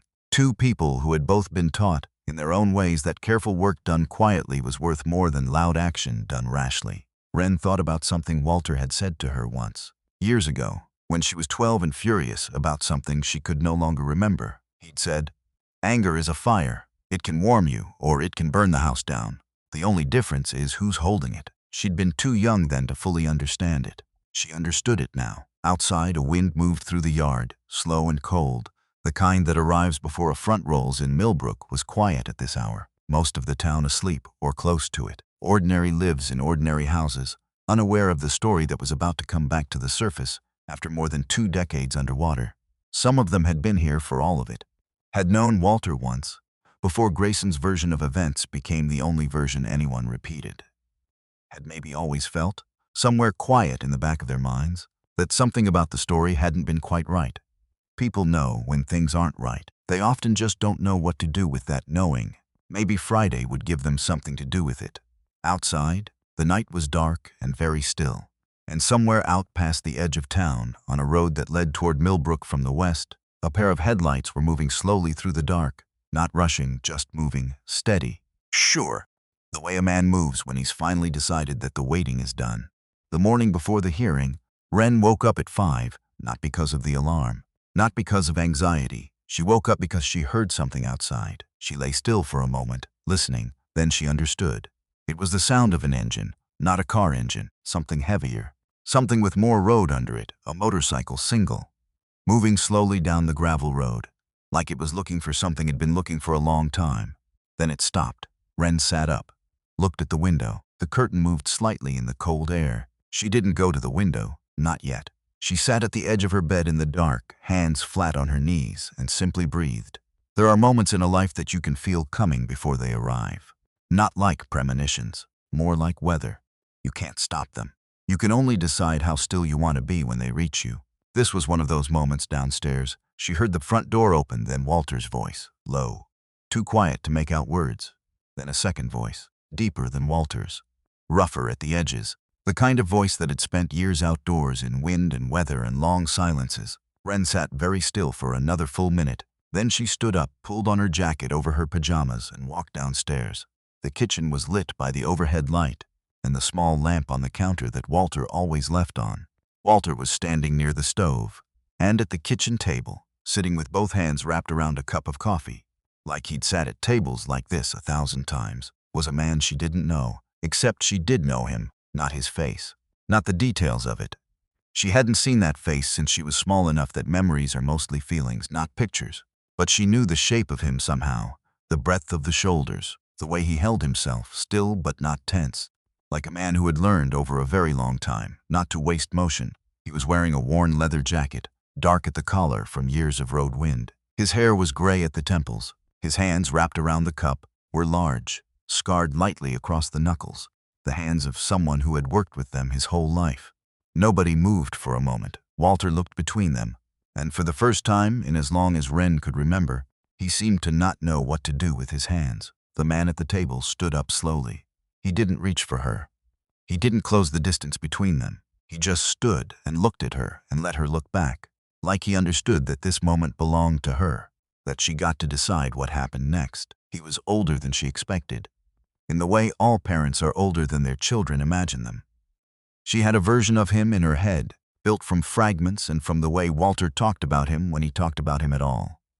The real version was different, more weathered, more still, but the eyes were the same color as hers. She hadn't expected that to matter as much as it did. In Wren, he said one word, her name, in a voice she had never heard say it before. She had prepared herself, in the space of those few minutes upstairs, for many possible feelings. She had not prepared herself for how ordinary it would feel, and how enormous at exactly the same time. She had not prepared herself for the way her own name would sound different, coming from a voice that was partly the reason she existed. She crossed the kitchen and sat down at the table. After a moment, he sat back down across from her. They looked at each other for a long moment. Two people with a gap between them that no morning could fully bridge. Even a morning like this, but they were in the same room. That was not a small thing. "You're Jackson," she said. Stating it, not asking. "I am," he said. "You're Preacher," she said. Something moved in his face. Not quite a smile. "Too complicated for a smile. That's what they call me," he said. "Most people. What do I call you?" she asked. He was quiet for a moment. She could see him weighing it. She could see it matter to him. Then, carefully, like the word was something he wanted to carry without dropping it. "Whatever you want. We can figure that out as we go," she nodded. That was, she thought, the most honest thing anyone had said to her in a very long time. You don't get to announce what a relationship is before it exists. You build it, day by day, word by word. They had a lot of building to do, but they were in the same kitchen, at the same tisnable, before the same dawn. That was enough to start. Walter set a third cup on the table and sat down on the end. And the three of them were in the kitchen together, in the quiet of early morning. For the first time in 19 years, Jackson had ridden through the night. 12 hours from where his chapter was based. He hadn't stopped except for gas. Some distances you cover because you have to. Some you cover because you've been waiting to cover them for 19 years. Some families fall apart in loud moments. Arguments, accusations, slammed doors. Some fall apart in quiet ones. A slow drift. A person who stops coming around. A reason that was never explained, so the absence just became the new normal. The Hale family had fallen apart in the quiet way. And now here they were, putting the first piece back on the table, not in celebration, not in tearful reunion, in a kitchen before dawn, with a hearing in 14 hours that could take the only home they had left. That was fine, that was, in its own strange way, exactly right. Some families don't get their reunion at a picnic. They get it in the middle of the thing they have to face together. And sometimes that makes the reunion more real, not less. Jackson reached into the inside pocket of his jacket. He placed a small object on the table. It was a cassette tape, old in a clear plastic case, the label faded but still legible in black marker. He'd written a date on it, a date from 22 years ago. And underneath the date, 2 words, his voice. They listened to it just after 6 in the morning. Walter had a cassette player in the back of the closet, the kind people kept in the 90s. Boxy, heavy.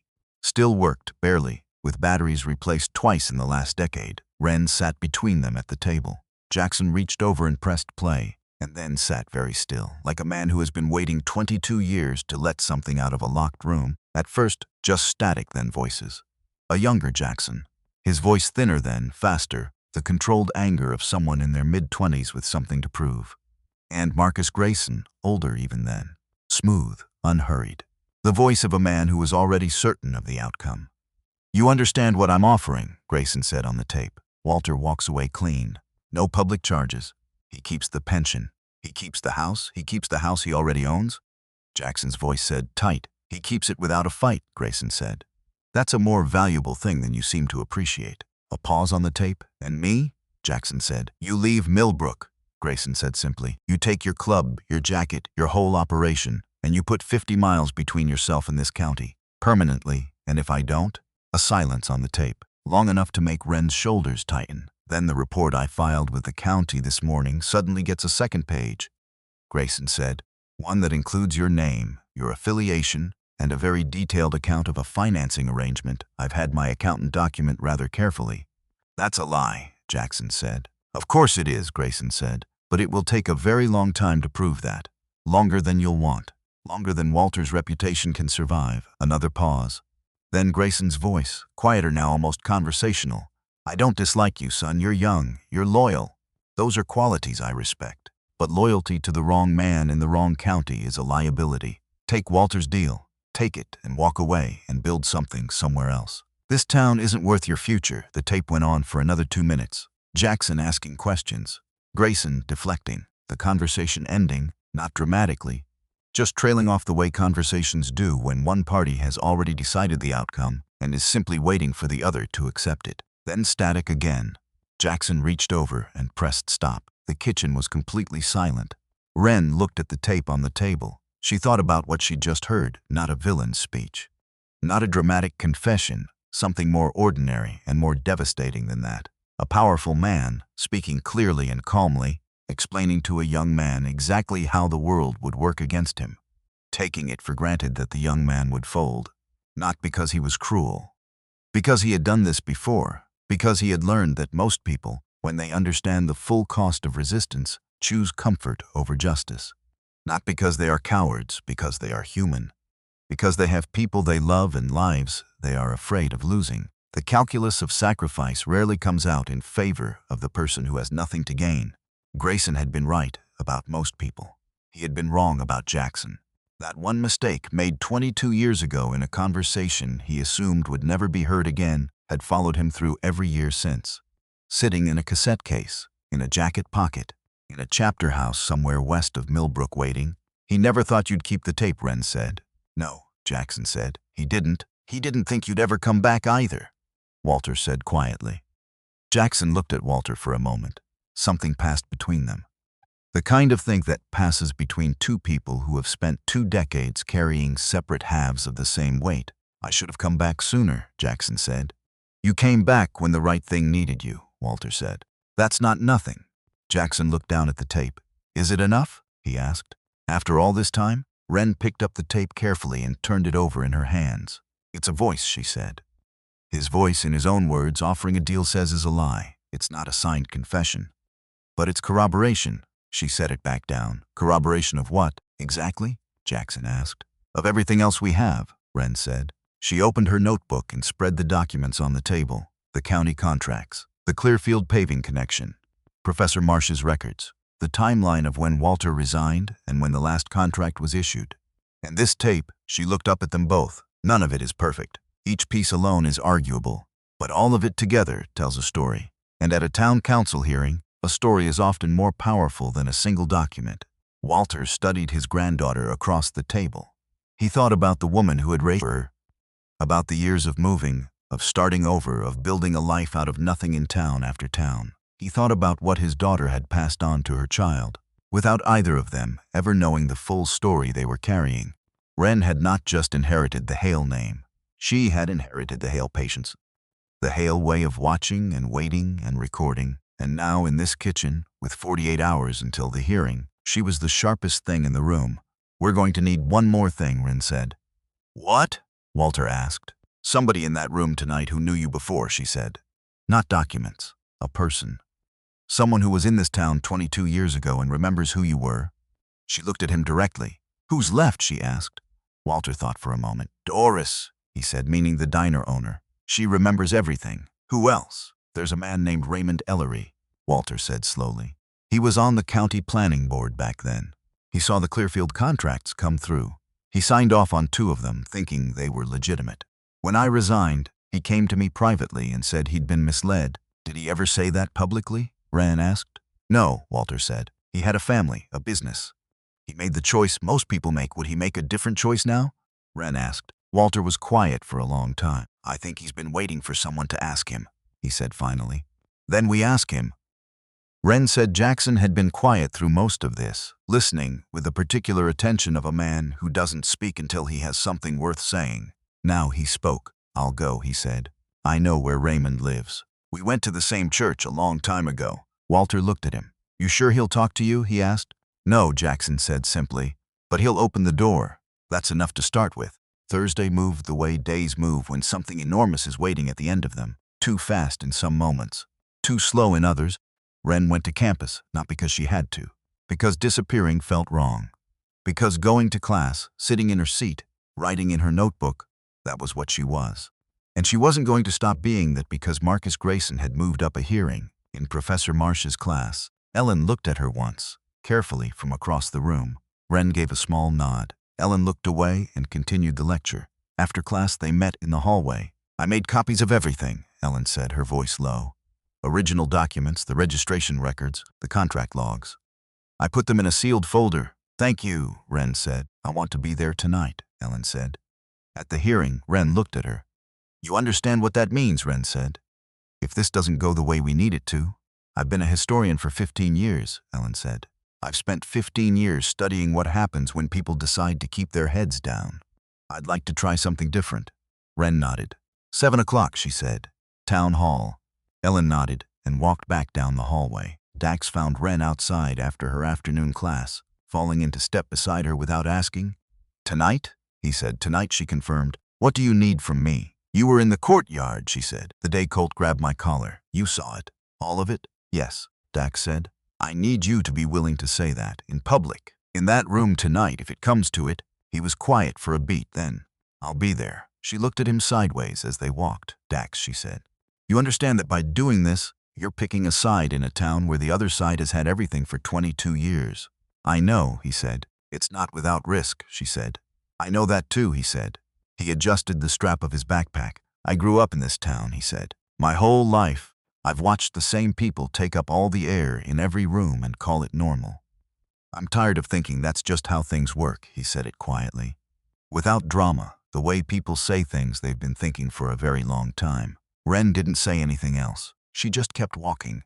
By 5 o'clock, a rumor was moving through Millbrook. Not through the college this time. Through the town itself, that Walter Hale was coming to the council hearing tonight. That he wasn't coming alone. People who had been in this town long enough heard that rumor and paused in what they were doing. At the diner, Doris set down a coffee pot and stood very still for a moment. At the hardware store, a man in his 60s put down the box he was carrying and looked out the window.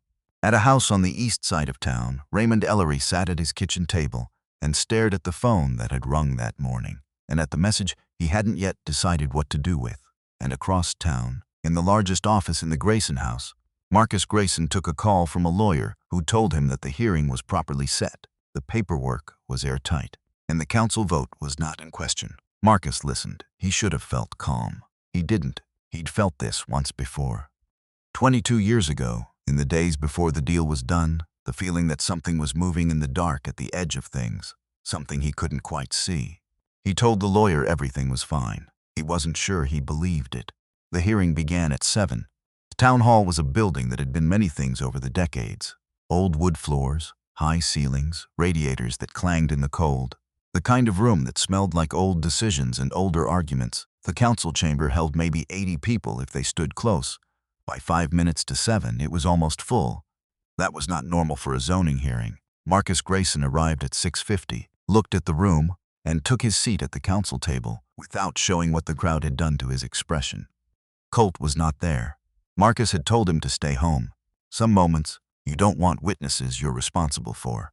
The council chair, a gray-haired woman named Beverly Oates, who had run these meetings for 11 years, called the session to order at 7 on the dot. She read the agenda item.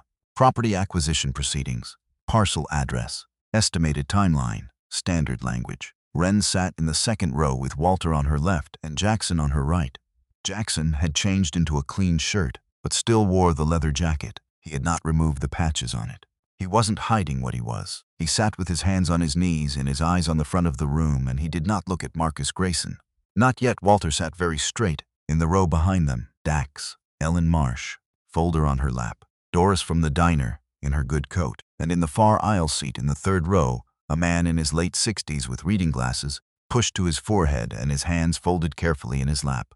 Raymond Ellery. He had come. Marcus Grayson's lawyer, a man named Hargrove, stood and presented the acquisition case in brisk, clean language. Zoning irregularities, failed maintenance compliance, public interest. He was good at his job. He made it sound inevitable. When he finished, Beverly Oates asked if there were any speakers from the public. Walter stood up.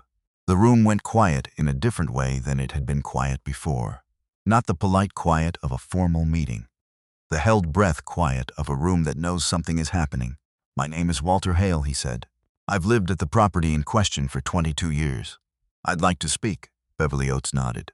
3 minutes, Mr. Hale." Walter didn't use notes. He spoke the way old men speak when they have carried something too long and have finally decided to set it down somewhere it can't be buried again. He said who he was, what he had been, what he had found 22 years ago, before his career ended. He named the contracts. He named the amounts. He named Marcus Grayson. He did not raise his voice. He did not reach for drama. He simply said what was true, in the plain language of a man who had been a sheriff for 12 years, and had learned that the simplest statement of fact is usually more powerful than the most elaborate argument.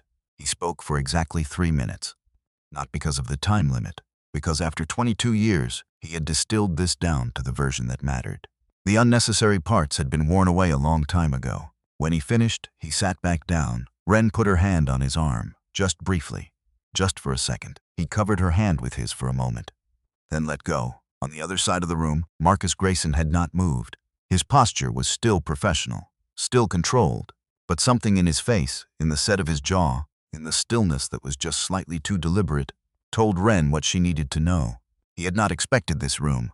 He had expected a formality, a rubber stamp, the way things always went when he had prepared the ground carefully. He had not prepared for Walter Hale to stand up and speak in that particular voice, in that particular room, with that particular audience. He had not prepared for it to land the way it landed.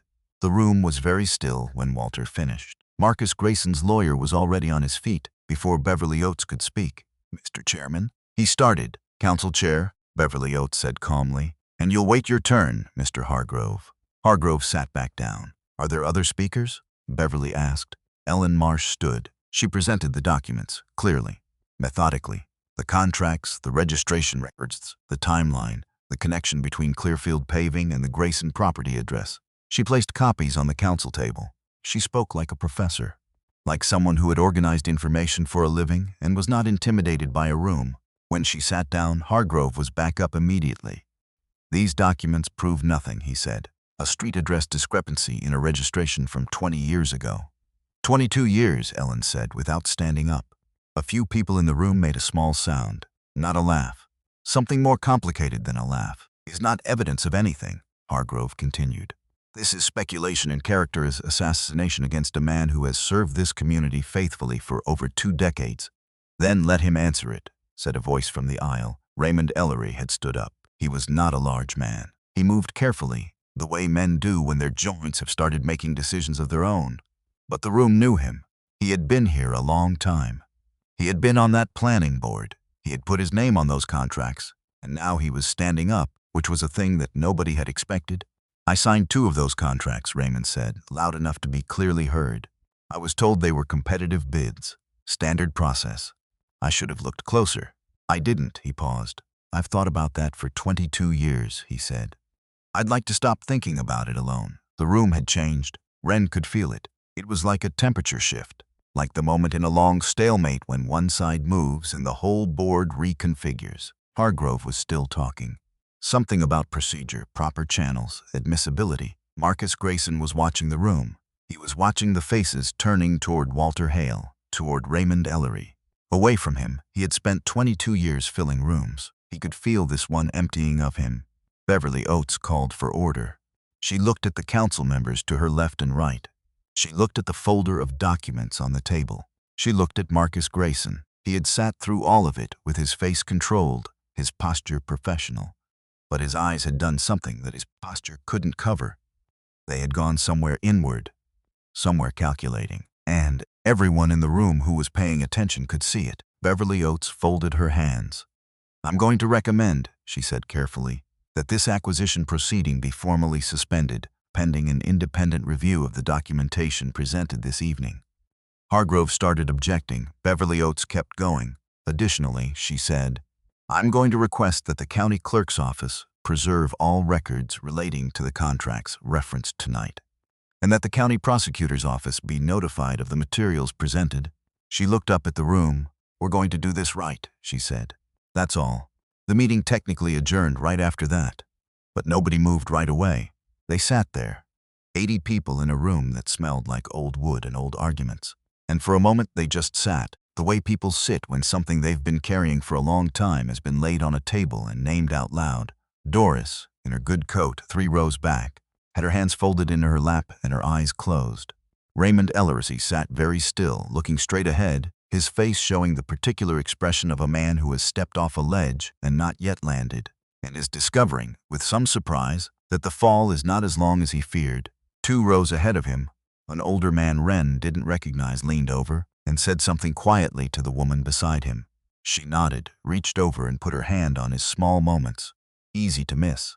But they were the actual thing that had happened tonight, not the documents, not the legal language. This, a room of people in a small town, choosing quietly to take the version of the story that required something of them. Marcus Grayson stood up. He straightened his jacket, the way a man does when he needs something to do with his hands. He walked toward the side door. He did not look at Walter Hale. He did not look at Jackson. He did not look at Wren. He walked out of the room the way men walk out when they know the room has changed and they no longer belong to it. And the room let him go, not with applause, not with satisfaction, with the quiet that comes after something large and long-standing finally comes to rest. It was close to 9 o'clock when people started filing out. The night air was cold. The parking lot was full of small clusters of people, talking in lowered voices, the way people talk after something significant that they're still figuring out how to describe. Wren stood on the stone steps with Walter beside her. Jackson was a few feet away, talking quietly with Raymond Ellery. She watched them, 2 older men, standing close together in the cold, speaking in short, careful sentences. Raymond had his hands in his coat pockets. Jackson had his arms crossed, listening more than talking. The way people talk when they're clearing something out of a long-held space. Slowly, carefully, making sure it doesn't break on the way out. Ellen Marsh appeared at Wren's shoulder. That went better than I expected, she said quietly. It's not over, Wren said. No, Ellen agreed. But it's different than it was this morning. Once Beverly Oates puts something in the public record, it doesn't go away quietly. Wren nodded. A formal investigation might take months. It might go places nobody could predict yet. Marcus Grayson had resources, lawyers, connections built over 2 decades. The tape alone wasn't a conviction. Nothing here tonight was a conviction. But something had shifted. The story had changed shape. And in a small town, a story that changes shape is the most powerful force there is. Because everyone in that room tonight would go home and talk to someone, and that someone would talk to someone else. And by the weekend, the version of Marcus Grayson that had gone unquestioned for 22 years would have a crack running through it that no amount of lawyering could smooth back over. That was not nothing. That was, in some ways, everything. Colt Grayson's car was parked at the edge of the lot. He hadn't been at the hearing, but he'd come after. He must have gotten a call. He was leaning against the car, watching the crowd thin, his hands in his jacket pockets. Wren saw him. He saw her. For a moment, they looked at each other across the parking lot. He looked different than he had in the courtyard. Smaller, somehow. Not physically, but in the way a person looks smaller when the thing they were standing on turns out to have been borrowed, not owned. He looked like someone who was beginning to understand, for the first time, the actual weight of his family name, not the privilege of it, the weight. Wren walked toward him, not fast, steady. He didn't move. She stopped a few feet away. "This isn't over for your father," she said, not with satisfaction. "Just plainly." "I know," he said. "What happens next will be hard for your family," she said. He said nothing. "I'm not going to tell you how to feel about that," she said. "I don't know how I'd feel either, in your positions." Colt looked at the ground, then back up at her. Something in his face had come unmoored from the certainty it had been carrying since the first day she'd seen him. "My dad said Hale was a name that didn't matter anymore," he said. "He said that a lot. People say things a lot," Wren said. "Doesn't make them true." He nodded. "Just once." Small, then he said something she didn't expect. "I'm sorry," he said. "For the courtyard." He said it quietly, without performance, without asking for anything in return, just an apology delivered plainly to a person who had not asked for it but deserved it. Wren looked at him for a moment. "Thank you," she said. She meant it, not as forgiveness for everything, not as resolution of the larger thing, just as acknowledgement that he'd said a true thing and she'd received it. She walked back toward the steps. Dax was waiting near the entrance. "How'd that go?" he asked, nodding toward where Colt was still standing. "He's not his father," she said. "That's something. Is that enough?" "It's a start," she said. She turned and looked out at the parking lot, at the people still talking, the cars slowly pulling away, the building behind them with its old wood floors and clanging radiators, the place where the story had changed shape tonight. Walter had come down the steps and was standing beside Jackson near a streetlight. Their shadows fell together on the sidewalk. The old man and the man who had been away. They weren't talking anymore. Just standing near each other in the way people stand when words have run out and proximity is enough. Wren stood at the top of the steps and looked at them. She had spent her whole life with one half of this picture. This was the first time she was seeing the whole frame.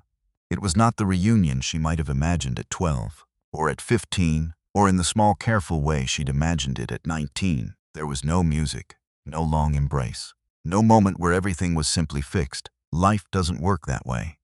19 years of distance doesn't dissolve in a single night. But she stood there and she let herself look at them, really look, for as long as the moment allowed. Two men on a sidewalk under a yellow light, one who had stayed, one who had gone. Both of them carrying something they should have been able to set down long ago. She thought about her mother. She thought about the satchel on the shelf in her room, and the ticket stub inside it, and the patch in the front pocket, and the years her mother had carried all of it without complaint and without bitterness, and without ever once making Wren feel that their life was less than it should have been. Some acts of love are loud. People write songs about those. But some acts of love are quiet, and those are the ones that actually hold things together. Her mother had held this together for 19 years with patience and dignity and a worn leather satchel. Wren hoped she was watching. Somehow, she hoped she could see this. Jackson looked up and saw her at the top of the steps, and he smiled. Not the complicated, restrained expression she'd seen in the kitchen that morning. A real smile. A wide, full, unguarded smile, the kind a person makes when they see something they were afraid they'd never get to see. Wren walked down the steps. She stopped in front of him. "We'll have to talk," she said. "A lot. About all of it. About where you've been. About everything you missed, I know," he said. "It's going to take time," she said. "I've got time," he said. "I'm not going anywhere." She held out her hand. Not a hug. Not yet. That was a different chapter, and chapters have to be built toward but a handshake. A real one. The kind that means, "I see you. I acknowledge you. We begin here." Jackson looked at her hand for a moment. Then he took it. His hand was large and warm and steadier than she expected. They shook hands, father and daughter, in the parking lot of the Millbrook Town Hall. under a yellow streetlight, with Walter watching from 3 feet away and a small smile on his face. That was enough for tonight. That was more than enough. Later, back at the house on the gravel road, the three of them sat in the kitchen again. It was almost 11. The kind of late that makes everything feel a little softer, a little more true. Jackson sat where he had sat that morning. Same chair, same hands around a cup. Wren thought about how much had changed since that first cup, and how much was still the same. Her mother's leather satchel was on the counter. She had brought it down from her room, on instinct. She set it on the table, and Jackson looked at it and was quiet for a moment. "She kept it," he said. "She kept it," Wren confirmed. He reached over and touched the strap lightly, the way you touch something you weren't sure you'd ever see again. "She was a better person than the situation deserved," he said. "She was," Wren agreed. She reached into the front pouch of the satchel and pulled out the patch. She set it on the table between them, preacher, and on the back, in her mother's handwriting, still faint but still there. "Come home, Jackson." The three of them looked at it for a moment. Then Jackson picked it up carefully. He held it the same way Wren had held it, the night she found it. Like something fragile that had survived a long journey and deserved to be held with both hands. Walter watched him. "She always believed you'd come back," Walter said quietly. "I know," Jackson said. "I should have deserved that sooner." He set the patch down. He looked at Wren. "I want to hear about her," he said. "Everything you remember, every story. I want to know who she was day to day, the version of her I didn't get to see." Wren looked at him. She thought about her mother, the way she hummed in the kitchen, the way she double-underlined things she loved in books, the way she called fresh starts good things and meant it every single time, the way she had carried a stranger's patch in an old satchel for 20 years without bitterness. "That'll take a while," Wren said. "I've got time," Jackson said again. This time, it didn't feel like reassurance. It felt like a promise. And promises, in this family, had a history of being kept. Outside, the wind had settled. The gravel road was quiet. They sat together until nearly midnight, and Wren told them things she'd never told anyone, about her mother, about the towns they'd lived in, about the years of moving, which she had always understood as ordinary, and now understood as the cost of something that should never have been paid. Jackson listened the way a man listens when he knows he doesn't get to ask for the same story twice, with everything he had. Without interrupting, Walter listened too. Some of it he knew, some of it was new even to him. That was the thing about grief held privately. It keeps its own room, lets itself out only when it chooses. At some point, Wren realized she was not just reporting. She was grieving, out loud, in front of two people who were grieving the same person in their own registers. Her mother, who had been a daughter to one of them and a love to the other. 3 different losses of the same person, sitting at one table. There was something both terrible and right about that. When she finally stopped talking, the kitchen was quiet for a while. Jackson reached across the table and set his hand down in the middle. An open hand. Offered, not demanded. Walter put his hand over it. And after a moment, Wren put hers over both of theirs. 3 generations, 1 table. One night that had changed things enough to begin. The gravel road was quiet. Millbrook was sleeping, or most of it was. And in the small house at the end of that road, a grandfather and a father and a daughter sat together around a kitchen table, with an old leather satchel between them and a cassette tape and a notebook full of careful dated observations and a patch with a name on it and a story that was nowhere near finished. Some stories don't end. They just reach the point where the right people are finally in the room together. And then they begin again. The investigation into Marcus Grayson's county contracts was formally opened the following month. The acquisition proceedings on the Hale property were dismissed. Raymond Ellery's testimony was entered into the public record. Marcus Grayson resigned from the town council before the review was complete. Colt Grayson transferred colleges in the spring. By most accounts, he finished his degree quietly, in a different town, without his father's name opening any doors. Professor Ellen Marsh received tenure the following year. She still teaches at Millbrook Community College. She still assigns the local history research project every semester. Dax Coleman graduated 2 years later and works now at a legal aid organization in Columbus. He still doesn't say much. He still notices everything. Walter Hale's record as county sheriff was formally reviewed and cleared. A small article ran in the county paper. He kept the clipping. He didn't frame it. He put it in the kitchen drawer under a few other things, the way you keep something that matters without needing anyone else to see it. Jackson, preacher, Hale still leads his chapter. He visits Millbrook regularly now. He fixed the porch swing on his second visit. It no longer rattles. Wren finished her degree. She is studying law. The leather satchel sits on a shelf in the Hale kitchen. The patch is back inside it where her mother kept it. The inscription on the back still reads, "Come home, Jackson." He did my end of part 3. End of story.